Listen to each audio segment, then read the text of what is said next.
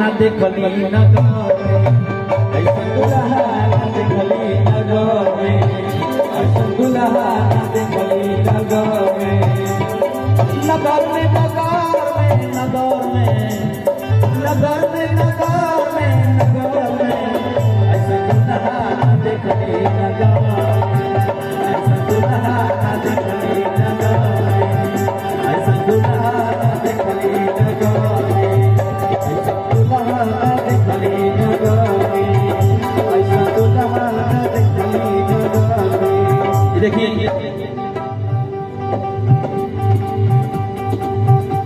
माननीय दीनानाथ पांडे जी की तरफ से चाचा की तरफ से 501 रुपया के आशीर्वाद का स्वागत बहनी की तरफ से ऐसा दुल्हा ना देखली न गावे ऐसा दुल्हा ना देखली न गावे ऐसा दुल्हा ना देखली न गावे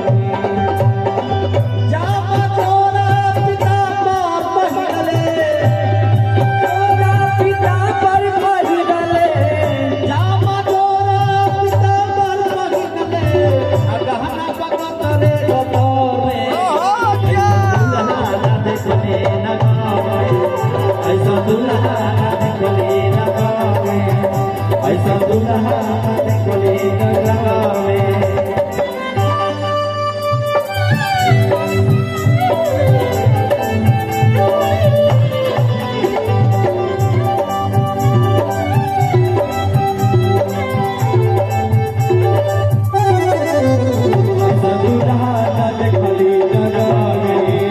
ऐसा दुल्हा ना देखली न गावे सीता के नाता में पाहुन हो गईले सीता के नाता में पाहुन हो गईले सीता के नाता में पाहुन हो गईले सीता के नाता में पाहुन हो गईले सीता के नाता में पाहुन हो गईले सीता के नाता में पाहुन हो गईले सीता के नाता में पाहुन हो गईले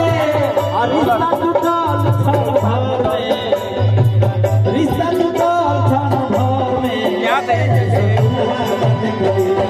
ऐसा दुल्हा ना देखली न गावे ऐसा दुल्हा ना देखली न गावे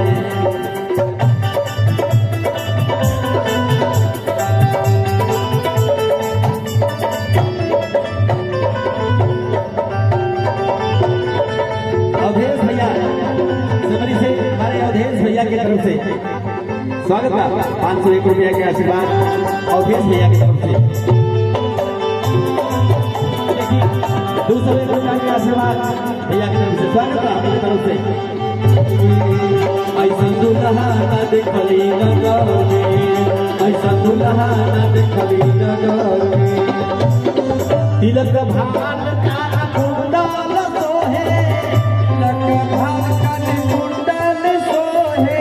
तिलक भान का कुंडल सोहे तिलक भान का कुंडल सोहे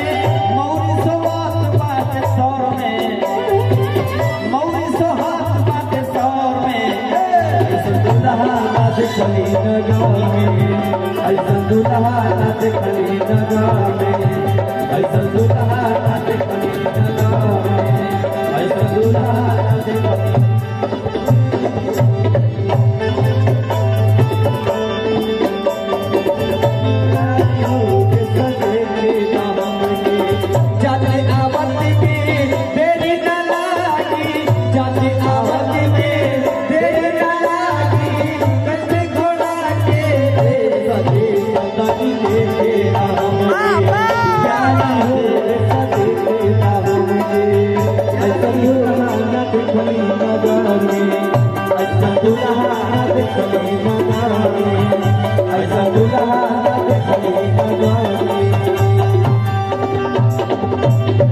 ऐसा स्वरूप कहीं देखली न सुनली ऐसा स्वरूप कहीं देखली न सुनली ऐसा स्वरूप कहीं देखली न सुनली